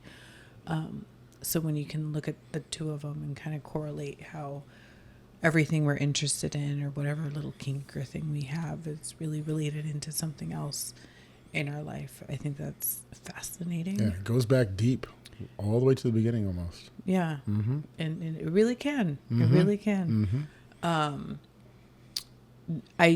don't necessarily think it's if at least for me, once I recognized it and I healed through it, I think you can really get to a point where you don't need those things anymore. Yeah. I can go back, on what I find kinky nowadays. I can go back to when, what seed was planted that stemmed it, Yeah. I think when I was a kid, I saw like Elvira, and I was like, God, she is fucking hot, dude. Just that wild child attitude and like, breasts all out, cleavage all out. I'm 5 or 6 years old. I knew it. I liked women. I need no teacher telling me what I should like or not. Like today's kids got to do. I knew right away. Seeing Kelly LeBron, Weird Science with the luscious lips. I knew exactly what I was into, and I got into metal, and I was into rock and roll since I was a kid, and just those wild women. Seeing Whitesnake and Motley Crue and. That's what that got me into what vibe I found attractive. Yeah, is it a little toxic? Is it a little bit red flags here and there? Sure, but I wouldn't say I try to look for that wild child in my partner. Maybe more of the open-mindedness of like, satisfying fantasies. That's an important thing in relationships. Yeah. But yeah, I know it stemmed from being a kid. Definitely like some visuals I got, and then. As I got older, I wasn't a popular kid in school. I used sports to be an outlet of, pave my way as a get back at being bullied a little bit. And then as I got older and being, a bigger dude, bodybuilding kicked in. Obviously used bodybuilding as a healing method of being bullied as a kid as well. And going through some... being cheated on by my first wife and all this stuff, I got into bodybuilding after all that. My self-esteem was low. Yeah. And then the kinks started coming, as I got bigger. It's kind of like a power balance. I didn't mind getting like beat up by my partner in bed a little bit because, this little girl is beating me up. I'm one of those now. I can't handle it. Because I'm a bigger dude than the normal man, So it's just, it was fun that way. It was fun. So my kinks started just coming up with, it stemmed from my childhood, but it also stemmed with my current society presence, if that makes any sense. Yeah. I mean, I can relate in a sense where mine, right? Because I'm such a harsh person. Yes, you are. And he's like, yes, she is. Yes, she is. I can be, okay, not harsh as much anymore. I'm just very honest. But being a very harsh, upfront person, it is nice to let go and not have to do that all the time. So that's where my kink came from, was it's letting down that guard. It was like a relief for me, is to let that go. So,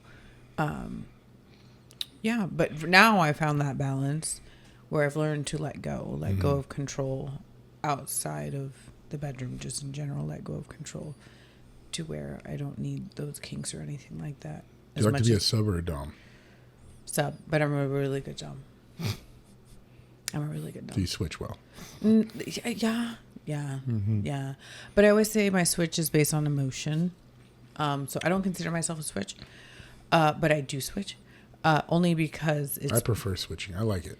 It's just based on my emotion and how I feel about a person. So like, for example, I would never submit to somebody that's not worthy of my submission. Sure. But I also wouldn't dom someone who I felt the power dynamic was not like, I can't. It's not in me. So my on that end, because I prefer I like the switch. I like to be a dom and then a sub. However, I will never sub to an individual that doesn't embrace my empowerment of them. Yeah. Like, get your power, take it, use it. You have it. See it, feel it. If they're not willing to take it and see it, then it's a gift. It's a gift. You have to realize you have it. Yeah, to value it. And it's amazing when you find it. Yeah. All my persons I've had in the past, I've tried to push that empowerment. Like, you are amazing. You are a powerful woman. Use that and take it with you everywhere. And then in the bedroom, I want to see it too. You know, it's good. It's healthy. It's amazing when you have it. Yeah. But it backlashes on me sometimes. I think they take that empowerment too much. Yeah. And then they think the grass is greener somewhere else. Yeah. It is what it is. Yeah. Once again, some people just need to heal more, and that's fine. We're not all fully there. Nope. Actually, none of us are really fully there all the way. No. I always say, like, a gas tank is never fully empty from the first gas you put in the car when you bought it. Yeah. It's always a drop from the first one to the day the car breaks down. Yeah. Yeah. There's always leftovers. Yeah. Just keep chugging. Do you get flirted on a lot? Just in general, do you? The funny thing is, yes, but no, because in my mind, it's not flirting when someone does it to me. I think I'm very delusional in a sense that I don't think someone's flirting. And then Explain. I think it has a lot to do with growing up. So I was very shy, and people don't believe me, but I was painfully shy, like really shy growing up in elementary school, middle school, high school. I was very afraid all the time. And I didn't think I was ugly. I was actually always very confident within myself. But I didn't think society thought the same thing. I was just like, yeah, I look good, but I didn't think anyone else thought that, And then I was married, so I was obviously committed and within that relationship, so I didn't look outside or anything like that. It wasn't until after that relationship that people were flirting with me, really. Well, they still flirted while I was in that relationship, but digress.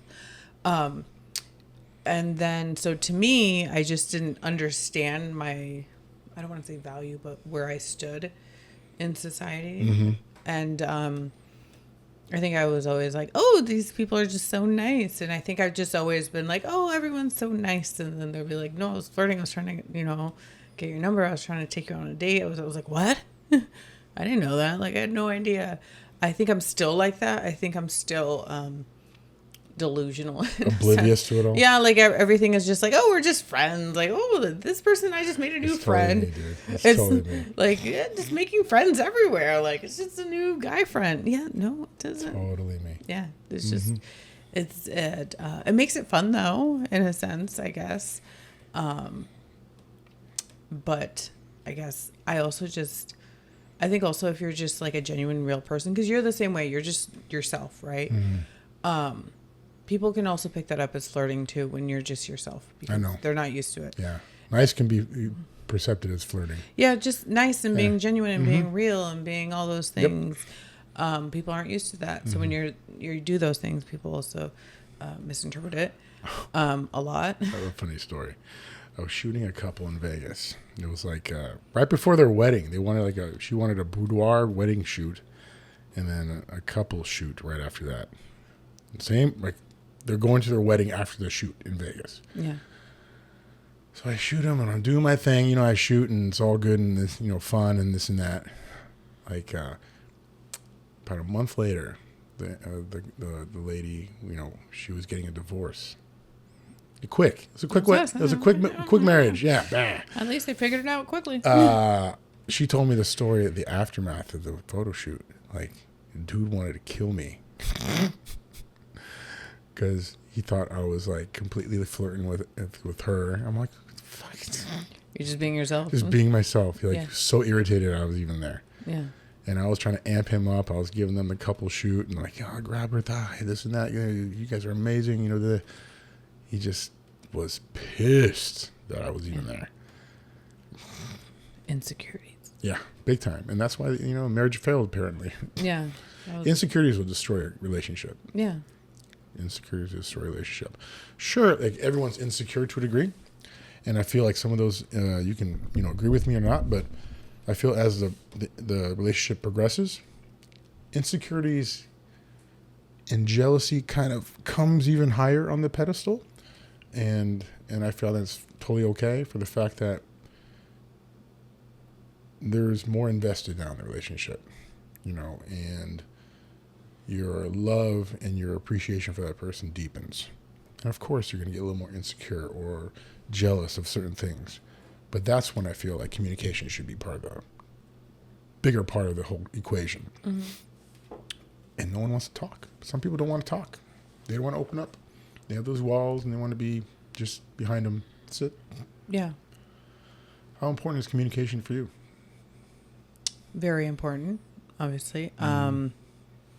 You know, it is definitely hard to find someone that's always willing to be open. But I always say people can only go as deep as they've gone deep within themselves. Yeah. So I have learned to not be disappointed anymore because I understand the work I've done on myself is very rare.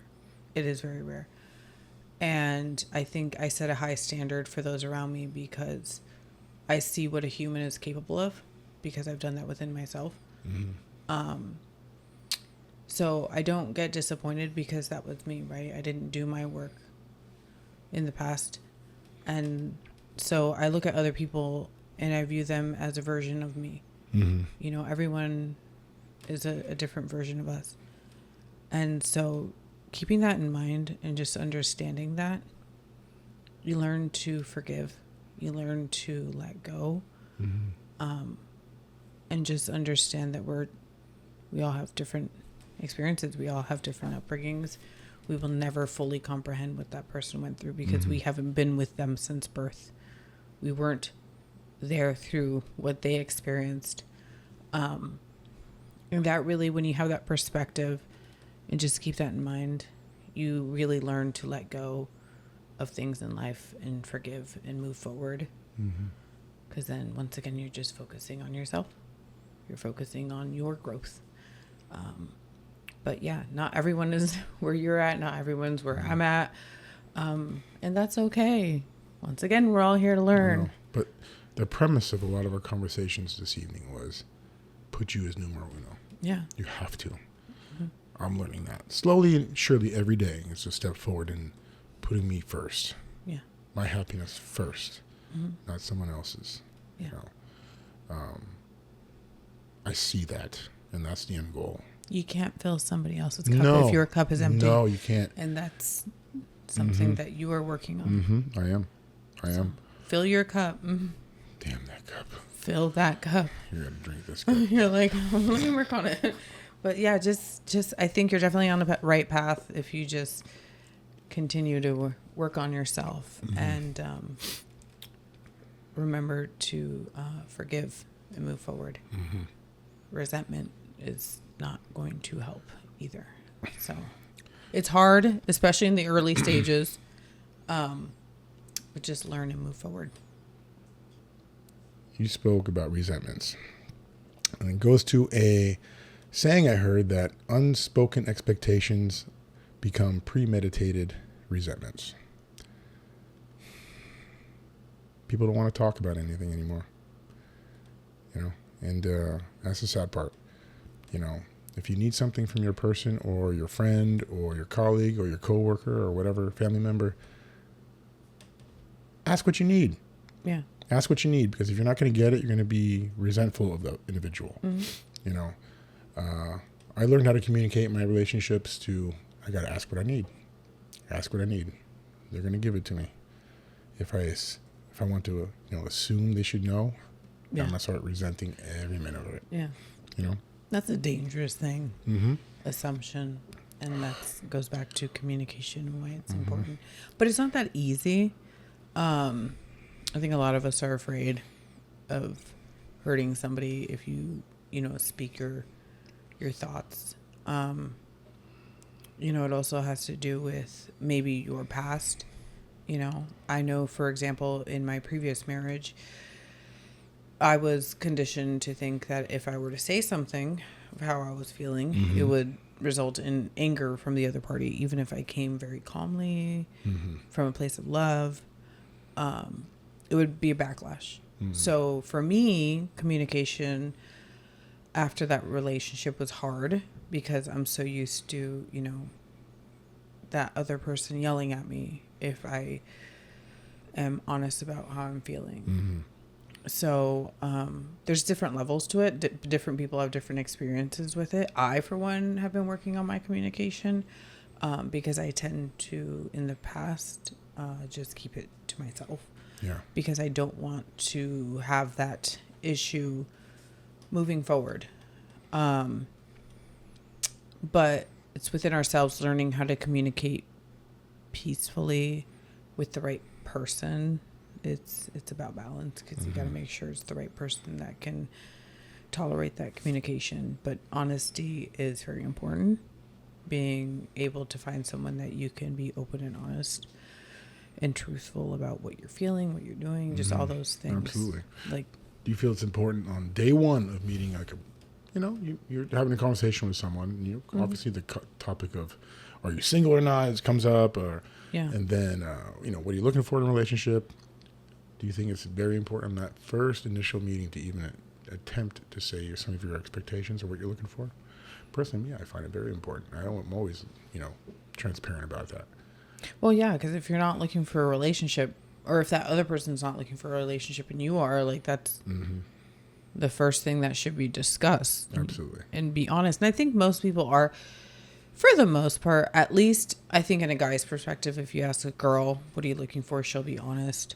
Unless she's saying an answer just to appease to you. For women, it's different because every man says they're looking for a relationship. Bullshit. Kiss my ass. When they're not. They just want temporary fulfillment. So you also can't take those answers, ladies, as honesty from men because we get a lot of that. You look at me like that. No, I was looking at the camera. Whatever. I wasn't looking at you. I'm very transparent. No, you are. I wasn't. That's why I wasn't looking at you. I was talking to the lady. Like, don't. See, I get scared of this chick, dude. She's vicious. Nikki's vicious.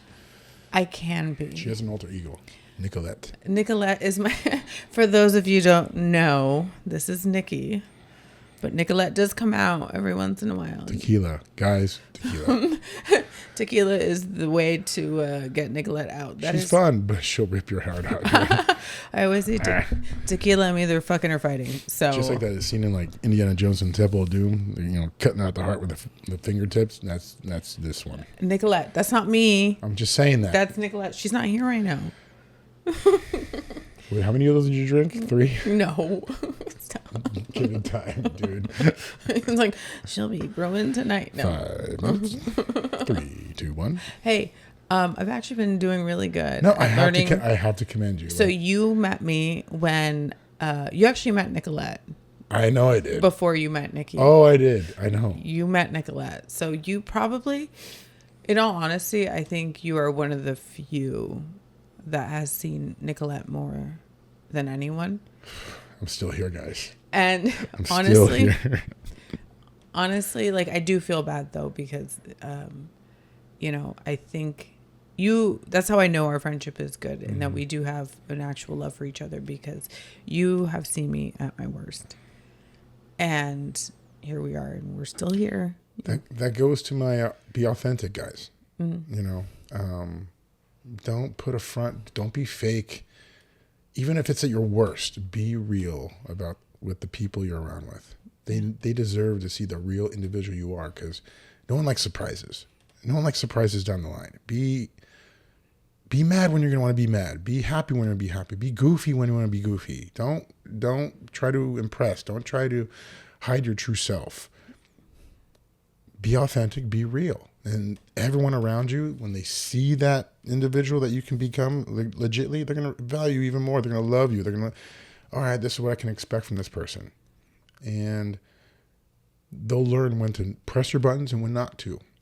That's important, because it goes back to what Nikki said in 2 minutes and a little bit ago was about, expectations and assumptions. Assumptions are the mother all F-ups. And never let someone assume how you're going to react. Just be who you're going to be. Be who you are. Yeah? That's super important. Because if you're not yourself, then why are you going to proceed with life being somebody you're not? Do you consider yourself an easy person to talk to? Yes. Do you get that a lot? Like, you're so easy to talk to. I get that a lot. I also, I think I create an environment where someone can also be truthful to themselves and with me. I like to give that into the world. I think that we as humans don't have that. We're not able to be authentic. We're not able to be in touch and in tune with ourselves, because that's just not where we're at right now in society. But if we're able to create that environment for others, because we created it within ourselves and then we create it for others, it spreads and it amplifies and it multiplies. And eventually, if there's more of us that are like that, it'll amplify throughout the world, right? I agree. So being able to have deep conversations all the time, I love. I mean, last night we were having deep conversations at IHOP, with friends. And he was like, oh, great. Here she goes again. But it's like, that's what I do. It's like people are afraid to dive deep. Yeah. Like, there's a lot of fear. Yeah. There's a lot of fear of those conversations. Being vulnerable. But that's the beauty of life, is when we can connect like heart to heart with people. Like, that's love. Right there, is having those moments in life, is love, is being authentic and real with ourselves and with others. Mind you, everyone, up until Thursday of this week, today is Monday, Nikki and I have not seen each other in person for almost a year and a half. And we have not skipped a beat. And yeah, we had a late night conversation last night, but the night before that, tonight, and I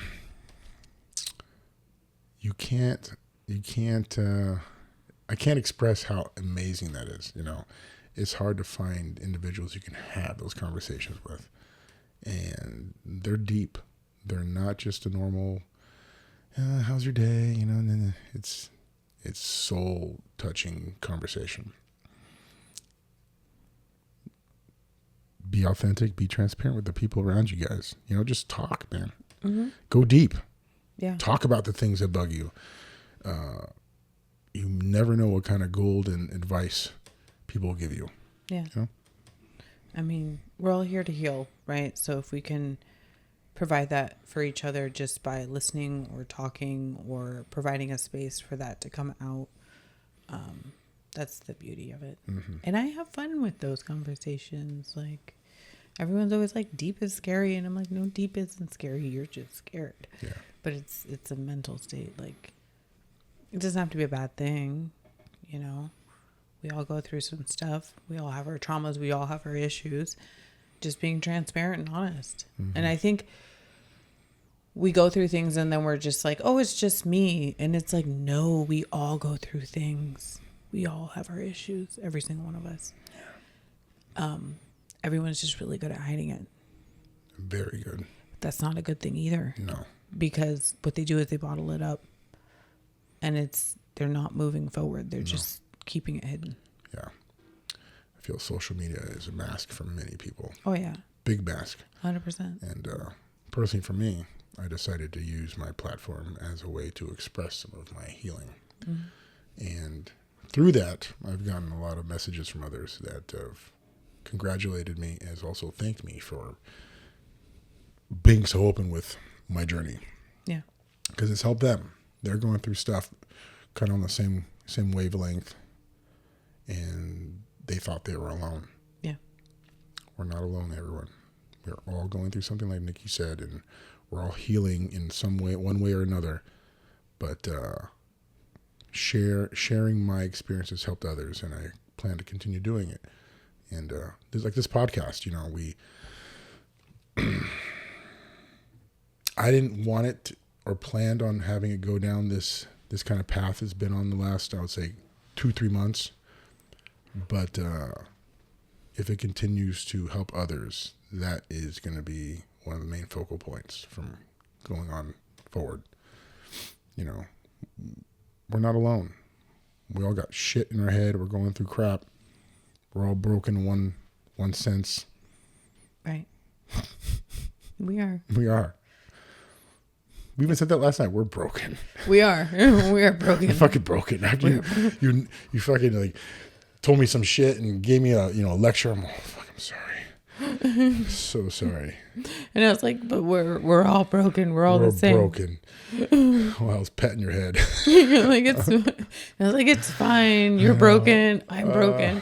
We're all broken. And if we keep that in mind, like we're all going through things, every single one of us.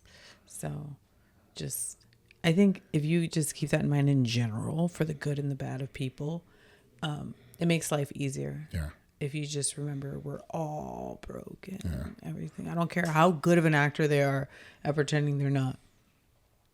Everyone's broken a little bit. So just keep pushing forward, keep healing. We can talk forever, can't we? We could talk forever. That's the thing about us. Our I think conversation. this is the longest podcast up to date so far. We can still go. And this is just a regular conversation. This is a regular, our phone calls, how many? We'll be up till like 2 a.m. I'll be like, okay, I got to go to bed. I have to wake up in a couple hours. And we're still talking. About random crap, too. And sometimes it's about just stupidity. Oh, yeah. We'll do. Who knows? It'll start like in a dumbass conversation. And then we'll go deep. And then we'll go back to like crazy. That's just us. Nikki's called me crying. I've called Nikki crying. Friendship like that is hard to find. It is. It's hard to find. I don't really consider it a friendship. I don't even do it with family.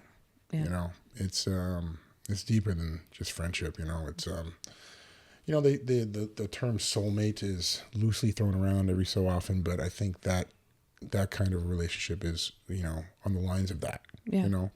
There's a connection of energy. There's a connection of the soul touching each other. You feel safe. You can be vulnerable. You can be anything and everything with that person. Mm-hmm. It's on the lines of that. Yeah. It's different. It's an understanding of each other. I feel like we have. And to be honest, I don't have that with many, if not any. Mm-hmm. And I think that that's something that we share. And I wish there was more relationships in general like that in life. Like we could all connect with each other like that. But I'm just grateful that we have that. Yeah. Because I'm able to communicate with you and express my thoughts and feelings. You're able to express your thoughts and feelings. We're able to listen to each other, be there for each other, have deep conversations, and help each other heal and move forward. Even yell at each other. You've yelled at me. I've yelled at you. I'm like, stop doing that shit. Yeah. That's also important, by the way, is I think, I don't want to say calling each other out, but it was the thing I saw on social media. A real good friend is one that's going to talk shit to your face, not behind your back. Yeah. That. Yeah. Mm-hmm. I saw that on my buddy's Instagram. That is so legit. It's true, though. So legit. It's true. Talk shit to your face, not behind your back. Mm-hmm. That's how it should It's be. sad that it's reversed a lot of the time. Yeah. I know a lot of friends that talk shit behind my back. Yeah. You know, that shit will get back to you one way or another. You Yeah. know, that information of the shit talking that people do, it gets back one way or another. Yeah. Mm-hmm. Mm-hmm. But then, I mean, that's why you got to just keep focusing on positive, good people. Also, I'm all about keeping your circle small. I'm an advocate for that. I don't have many friends. I have many acquaintances. I keep my circle small. I stay home. I don't go out a lot. Yeah, I don't do much at home. Yeah. Well, because I'm always traveling, so. Well, you have to work, so you're traveling and doing your thing. But I think keeping your circle small will remove disappointment. It'll also, you will preserve your energy. If you just, well, I sound like a broken record, but if you focus on yourself first, and then you don't have to have so many people around you. And that's very powerful if you can just... Quantity over quality. No, quality over quantity. Yeah, yeah. Yeah, and this is speaking from somebody that used to have a lot friends. Yeah. I used to be quite the social butterfly. So women, whenever we go out somewhere, you're like, hey. yeah. And then I know everyone. But the thing is, like, I went through that path is where I knew a lot of people. I know a lot of people. Do I hang out with them? No, not anymore. I was really bad at saying no. I used to be really bad at saying no. Like, no, I don't want to hang out. No, I don't want to go to this event. No, I don't want. So I used to go everywhere. It's all right. Because I wanted to meet everyone. And now you learn no is a complete sentence. Yeah. And now it's like, it's great when I'm not just out there all the time. Also, people value you more if you're out there less. So when you're out, they're like, oh my God, she's out. She came out of her cave. That's wild. She's finally out. So that's what I like to do now is just really be conservative with my energy and say no. Yeah. No is my favorite word, actually. I love no right now. When you say no, you're saying yes to something else. Which is me. I'm saying yes to me. I say yes to me all the time. She won't say no. She won't say yes to me. I do. Whatever. We're here now, so Yeah. I say yes. I say yes to you.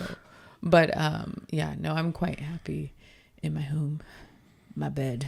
It's quite cozy. So I'm always like, y'all have to be the coziness of my bed for me to get out. So I'm quite happy right now, actually. So I love that. yeah, it's a good. I'm happy for you. It's a good time. It's a good time. It's gonna be a big year for you. It is. I already know it is. 2025 is the year. Look what you already did in the first part of the year.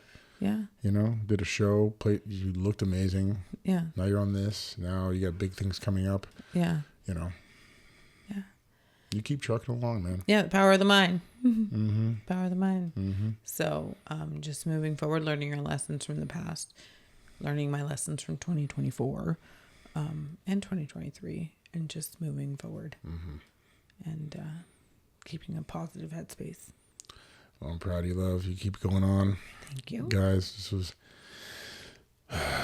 this was a deep conversation with an amazing individual. We'll have more. I know we can talk probably forever, but it's probably been 2 hours already tonight. Yeah. It's already, what time is it? Almost 11:46. We made it to almost midnight. Yeah, I think we started around 9. Yeah, we've been at this. But this is actually a short conversation for us. It really is. We're up till 4 last night. Yeah, we just talk. We're up till 4. we're chatty Cassie. So to be fair, we both just don't shut up. Yeah, but at the same time, we had a year and a half that's, person, so we have a lot of catching up. Yeah, that's very true. But guys, this is Nikki's very special, and she changed lives, whether she knows it or not. And I'm blessed to have her in my life, and I'm blessed that everyone gets to hear the messages and the words of wisdom she gets to share with us tonight. So if you want to hear more, comment below in the comment section. We're gonna probably schedule another episode, and I'm going to visit you in 3 or 4 weeks, huh? Yeah, you'll be out in my neck of the woods of Arizona. Going to Phoenix. He's going to the heat. It's not hot yet, but Still a hot ass day. It's a hot ass day. No. But we'll probably do another one in about 3 or 4 weeks, guys. So stay tuned. Probably get on some spicier topics. Yeah. I think this was more of like an intimate about us, about what we went through. Mm-hmm. But the real juicy stuff, I know everyone wants to hear. Yeah, we'll get there. We'll get there. But we touched a little bit of that salt and pepper tonight, but not fully yet. Yeah. But I just wanted you guys to understand who Nikki was and a little bit about myself, because we're pushing transparency in 2025, being authentic, being real, staying true. You all can do it too. If we can do it, these lunatics sitting across from each other, you guys can do it too. So make it a thing for this year to open up, be true, stay true, be authentic, and let everyone know who you really are. So until then, guys, this is Mark Piecyk and Nikki Aponte. Thank you for tuning into the Hungry Realm podcast. Take it easy, guys. Bye.